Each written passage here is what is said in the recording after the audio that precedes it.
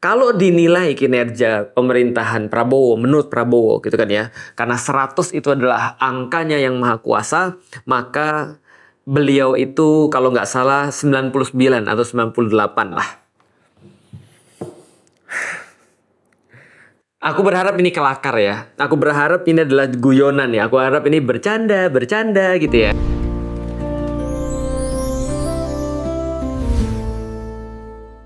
Aku senantiasa meyakini dalam hidupku itu ada banyak sekali bakat-bakatku yang terpendam. Dan aku selalu yakin walaupun orang-orang meragukan aku, bahwasanya aku itu adalah seorang vokalis yang masih terpendam. Yang menurut Fuad itu harus terus-menerus dipendam.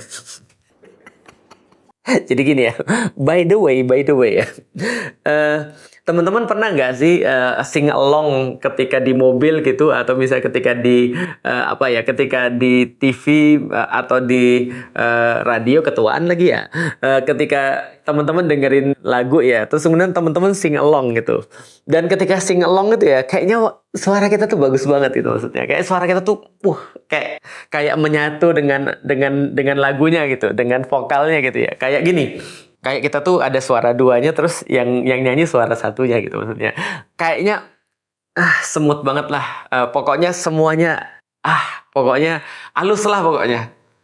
Setidaknya itu perasaan gue aja.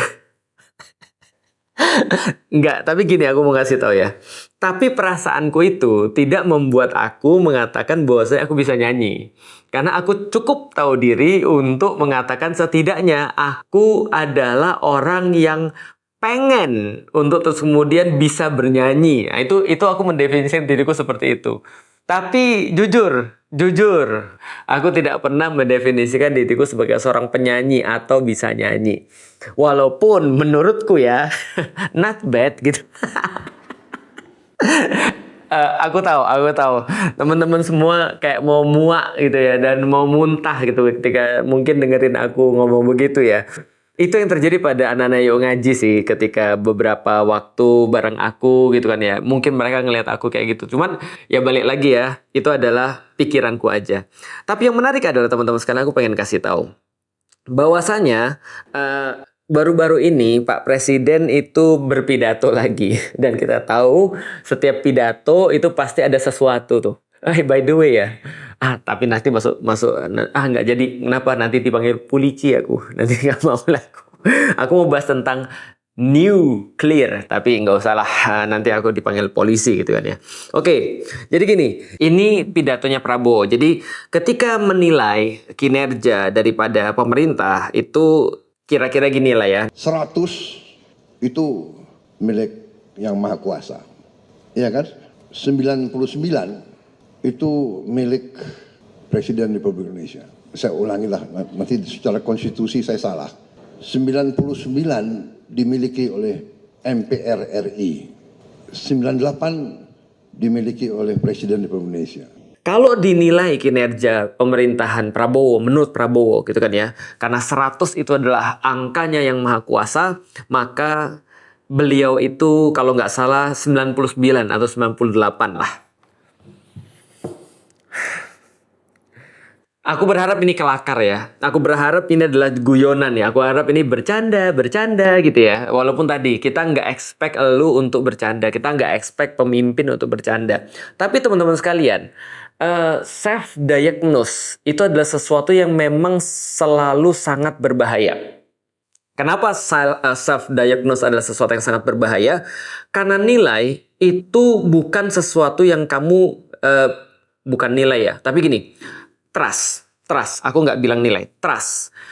It's not something that you asked, but something that you earned. Jadi yang namanya kepercayaan itu bukan sesuatu yang kita minta, atau bukan sesuatu yang kita berikan pada diri kita sendiri. Tapi yang namanya trust itu adalah sesuatu yang orang lain kasih kepada kamu.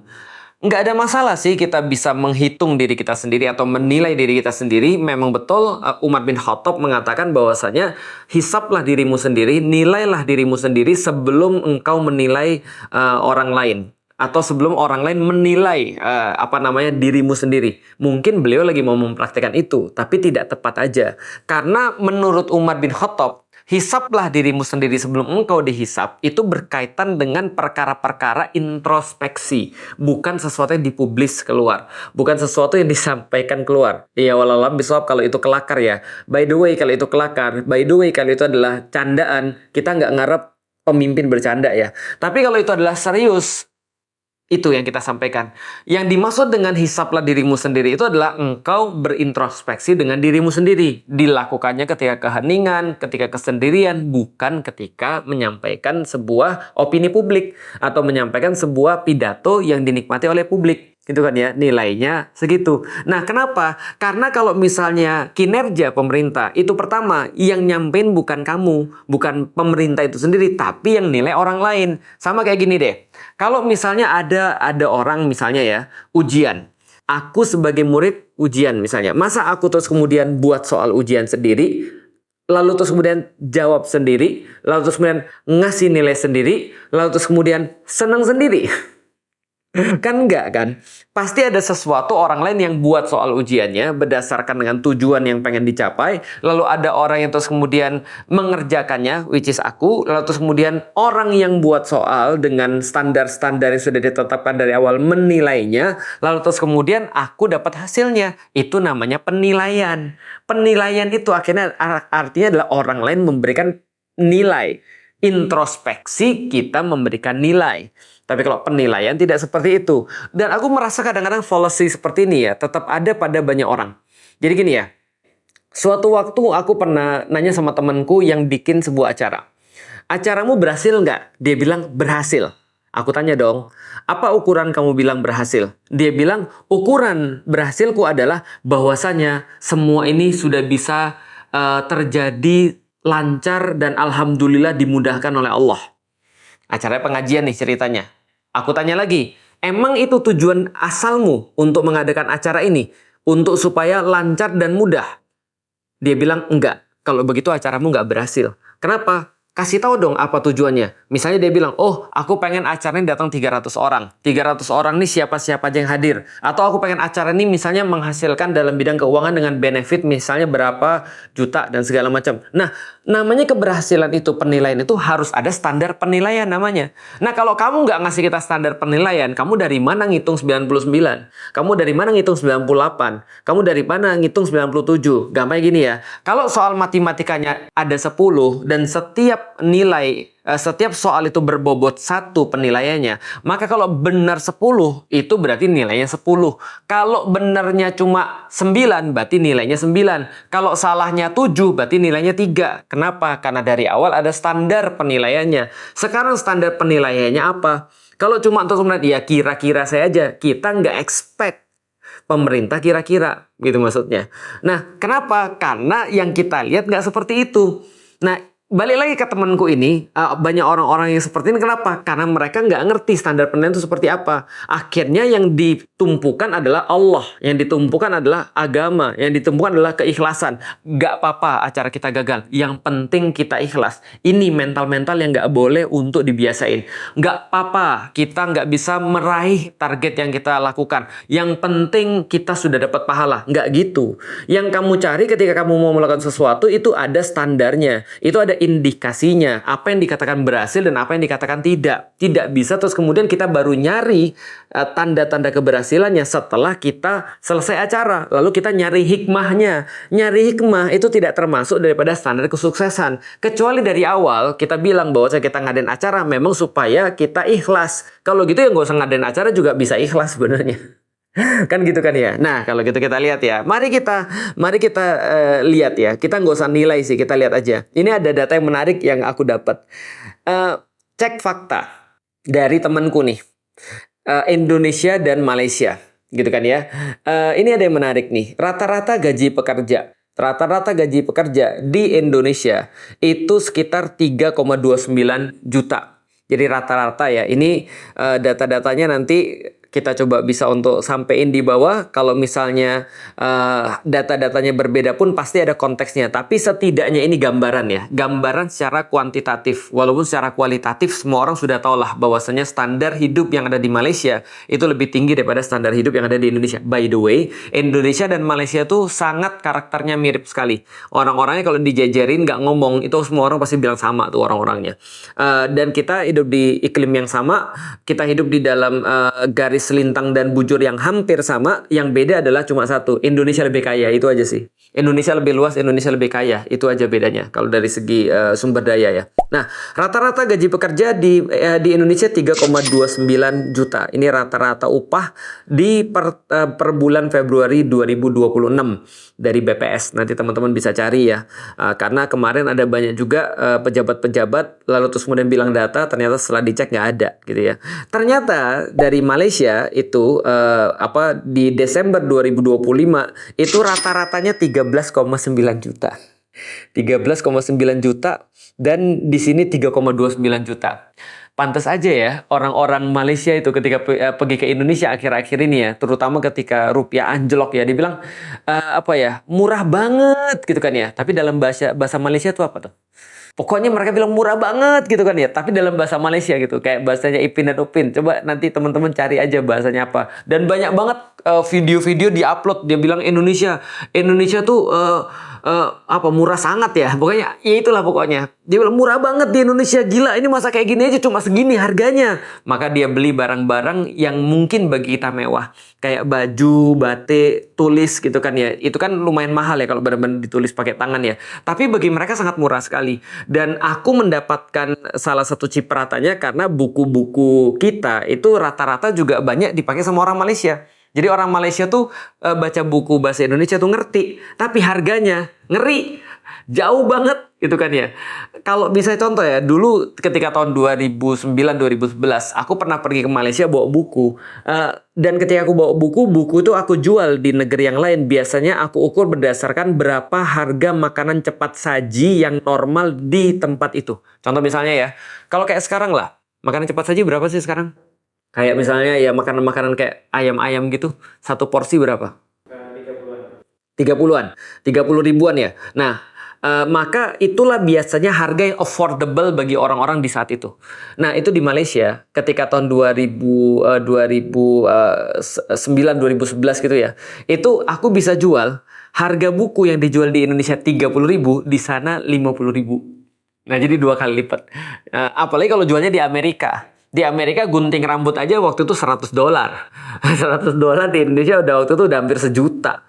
Kalau sekarang udah $1.700.000 atau $1.800.000 itu gunting rambut, sekali gunting rambut tuh. Dan aku bisa jual buku itu bisa sampai segitu sebenarnya. Gitu kan ya. Jadi ukurannya 1 kali makan. Jadi dan Malaysia itu ya, sudahlah terus kemudian mereka penghasilan tinggi-tinggi, makanan itu sebenarnya nggak jauh beda dengan kita. Harganya juga nggak jauh beda. Misal ketika aku kesana ya, setidaknya pada tahun 2009-2011, aku nggak tahu sekarang ya. Tapi ya harga makanan-makanan ya kurang lebih ya sekitar ya 40, 50 dengan porsi yang gila-gilaan. Bahkan kadang-kadang kalau kita beli makanan untuk pulang ya, atau kita ke supermarket sana beli makanan-makanan yang di Indonesia nggak ada, itu rata-rata juga sama sebenarnya harganya. Tapi ternyata penghasilannya sangat berbeda. Itu rata-rata gaji pekerja. Oke, tunggu dulu belum. Harga BBM. Nah, jadi harga BBM, walaupun Indonesia memang keren banget. Ini serius ya, keren banget dalam hal ini. Indonesia mungkin masih BBM-nya paling rendah termasuk di beberapa negara di Asia Tenggara ya. Tapi di Indonesia misalnya kayak RON 90 itu 10.000 tuh. RON 92, 950 ya. Aku nggak tahu sekarang berapa ya. Tapi yang jelas ini ada harga yang rentangnya gitu ya. Kalau salah jangan salahin gua ya. Ini salahin ini nih yang nyari data. Sedangkan di Malaysia itu RON 95 ya, RON 95 tentu saja disubsidi itu 8.700 atau sampai 16.700. Jadi lihatnya begini caranya. Lihatnya adalah kalau kita ngelihat satu data, jangan ngelihat cuma harganya doang. Tapi coba kita lihat dibandingkan dengan penghasilannya. Contoh misalnya ya, Indonesia itu misalnya harga BBM per liter, misalnya taruh 10.000 ya Pertalite ya. Pertalite 10.000, tapi gaji rata-rata ya 3,4 juta. Sedangkan Malaysia subsidinya itu 8.700. Tapi rata-rata gajinya itu bisa jadi tadi sampai sekitar 16 jutaan gitu kan ya. Jadi berapa kali lipat tuh? Gitu kan ya. 14 juta sampai 16 juta. Kalau kita 2 sampai 3 juta, itu aja udah berapa kali lipat. Artinya kalau normal harusnya kalau kitanya misalnya gajinya dibagi 3, ya harga BBM juga dibagi 3. Artinya kita mahal banget. Misalnya kita lihat lagi dengan data yang sama, misalnya dengan data yang sama dari misalnya Singapura. Nah, ini Singapura harga BBM-nya per liter mahal. Berapa? 41,900. Jadi 42.000. Jadi berapa kali lipat tuh? 4 kali lipat daripada Indonesia. Cuma gajinya berapa kali lipat? Let's see. Rata-rata gaji umum di Singapura itu 81 juta. Jadi coba bayangin gini ya. Gaji Indonesia misalnya contoh 3,4 ya. 3,4 taruhlah atau 2,6 atau 3,4 lah, oke. 3,4. 4 juta deh, 4 juta rata-rata ya. Singapura itu 81 juta, 80 juta lah. Berarti berapa kali lipatnya itu? Itu berarti 20 kali lipatnya, lebih. Anggaplah 20 kali lipat. Artinya bagi orang Indonesia kalau tinggal di Singapura, kalau dia gajinya 20 kali lipat, itu harga per liter bensinnya kaliin 20 aja tuh. Kira-kira begitu ya kalau kasarnya. Ini hitungan memang hitungan bodoh, tapi coba dibayangin berarti 10.000 kali 20. Berarti seliternya berapa? 200.000. Kira-kira gitu. Anggaplah gini ya. Semua gaji orang Singapura beliin BBM. Dia dapat berapa liter, Indonesia dapat berapa liter. Itu perbandingannya. Artinya itu luar biasa sih. Norwegia lebih ngeri lagi nih. Menurut datanya. Itu per liternya 40.000 itu bensinnya. 40.000 per liter, tapi gaji rata-rata yang 116 juta. Jadi artinya barang-barang tuh semuanya nggak ada yang mahal. Yang ada tuh adalah kitanya aja miskin sebenarnya. Jadi kalau lu cukup kaya, itu barang-barang jadi murah sebenarnya. Itu pelajarannya. Oke, kalau gitu kita lihat lagi ya. Berarti itu adalah perbandingannya. Jadi ini untuk menilai ya. Indonesia tuh sudah sampai mana? Bandingannya dengan Malaysia aja lah yang dekat. Gaji guru Malaysia. Jangan ding, Indonesia. Tapi kalau guru, kenyataannya guru-guru yang guru-guru yang bukan PNS, yang honorer itu ada yang kita dapat di berita-berita, ada yang 300.000 per bulan, ada yang 700.000 per bulan dan segala macam. Ya guru-guru lah lebih tahu ya, guru-guru boleh komen. Tapi di Malaysia gajinya itu adalah 10,3 juta kalau di Indonesia kan untuk guru baru. 10,3. Jadi jangan bilang, iya di Malaysia kan juga biaya hidupnya mahal. Enggak, rata-rata sama. 10,3 juta. Sampai 52,6 juta. 52,6 juta untuk pengetua kanan. Aku nggak tahu nih apa nih pengetua kanan nih. Pokoknya adalah sekitar 10,3 sampai 52,6 juta. Makanya aku pikir gini. Terus terang ya, ketika aku ketemu Mukmin ya, aku nanya ke dia, Mukmin, tahu kan Mukmin yang guru agama itu ya. Aku nanya sama dia, Mas, sampai sekarang masih ngajar Mas? Masih. Dia bilang, aku tuh sebenarnya nggak enak mau ngomong kayak begini. Ngapain lagi kamu ngajar sebenarnya? Karena kamu dapat dari stand up, sekali stand up, itu aku yakin jelas lebih besar daripada gaji guru agama sebulan. Yakin aku. Gitu kan ya. Aku juga ketemu dengan guru gembul kemarin-kemarin. Aku juga nanya, kamu masih ngajar? Masih. Padahal dia sendiri ngomong penghasilan dari YouTube-nya itu ratusan kali lipat. Nggak tahu salah ya, ratusan atau ribuan kali lipat lah, nggak tahu lah. Pokoknya puluhan atau ratusan atau ribuan lah, entahlah berapa. Tapi yang jelas lebih banyak daripada gaji dia untuk ngajar. Artinya aku yakin orang-orang kayak guru gembul atau Mukmin misalnya, itu ngajar bukan karena mereka pengen duitnya tuh. Aku pikir bagus juga ya kalau di Malaysia. Kalau di Indonesia aja, guru jadi stand up komedi kayak Mukmin atau guru YouTuber kayak guru gembul itu luar biasa. Apalagi di Malaysia ya, guru YouTuber atau guru stand up gitu kan ya. Itu pasti dapatnya lebih daripada 52 juta itu kayaknya tuh kita. Aku bukan pengajar profesional kayak guru-guru ya. Tapi aku bisa bayangin sih apa yang bisa ada di kepalaku ketika gajiku itu ya cuma Ini taruh yang paling besar di Indonesia 6 juta misalnya. 6 juta. Aku bawa pulang ke rumah 6 juta. Dengan anakku 4. Istriku 1. Aku pikir, gimana caraku nyekolahin anakku? Coba bayangin. Gimana caraku nyekolahin anakku misalnya? Atau gimana caranya aku bisa kayak kontrak? Di Bogor itu berapa sih kontrak tempat kalian yang rata-rata itu? 18 juta ya? 15 juta. Ada yang lebih rendah nggak? 13. Itu satu rumah untuk berapa kamar? 2 kamar. 2 kamar itu rumah sederhana, bukan mewah ya. 2 kamar 13 sampai 15 juta per tahun. Berarti dibagi per bulan sekitar 1,5 juta lah ya. 1,5 juta. Kalau 6 juta berarti tinggal 4,5 juta. 4,5 juta bayar makan. Taruhlah ya. Antum sehari makan berapa? 100.000 per hari. Berarti sebulan 3 juta. Lah, tinggal 1,5. Antum puasa Senin Kemis gak? Tinggal 1,5 juta. Lah, gimana caranya sekolahin anak? Tempat yang lumayan ya. Maksudnya gini, lah masuk aja udah berapa puluh juta. Bayar per bulan yang sederhana banget 200-300 juta, 200-300 ribu lah. Itu aja setahun sudah 3 juta. Ya 200 ribu per berapa anak. Belum lagi terus kemudian jajan, keperluan buku. Kalau sakit mampus tuh. Bener, orang miskin dilarang sakit. Aku terus terang ya. Aku tuh aku sering ditanya, kalau andaikan aku boleh ngasih tahu pada pemimpin ya, apa yang paling harus mereka perbaikin. Aku cuma minta satu aja sih, guru-guru itu harus lebih dimuliakan menurutku sih. Karena kenapa ya? Kalau guru-guru ini mikirnya nggak jejak ya, gimana mereka bisa buat orang tuh mikir untuk jejak? Atau gimana cara mereka bisa buat orang tuh untuk mikir? Orang mereka aja nggak bisa mikir. Gimana caranya dengan duit segitu? Udah aku pusing tuh ngitung-ngitung kayak tadi. Itu baru ngitungnya sederhana, belum telepon, belum segala macam. Udahlah, itu nggak usah dipikirin lah. Itu kan ya. Uang saku magang di Indonesia 1,1 juta sampai 2,5 juta per bulan. Gitu kan ya. Oke, di Malaysia 2,2 sampai 11 juta. Ya udahlah, uang saku nggak terlalu penting. Di titik ini aja ya, di titik ini kita nggak usah nilai dulu lah, kita nggak usah nilai berapa. Tapi di titik ini ya, sedih nggak sih terus kemudian pemimpin ngelihat semua ini? Maksudnya gini, berarti itu kan achievable kan?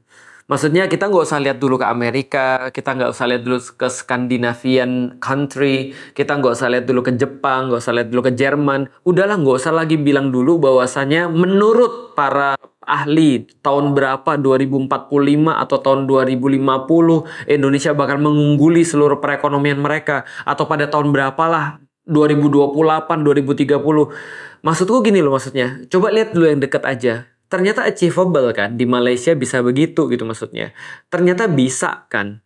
Artinya, jangan sampai ketika denger kayak gini justru orang-orang bilang, ya udah kalau lu nggak suka pergi aja lu ke Malaysia. Lah, lu kan orang yang digaji sama kita, kenapa lu yang ngusir kita gitu maksudnya, kenapa lu yang nyuruh kita keluar? Harusnya kita bilang, kalau lu nggak bisa ngurusin kita, lu mundur.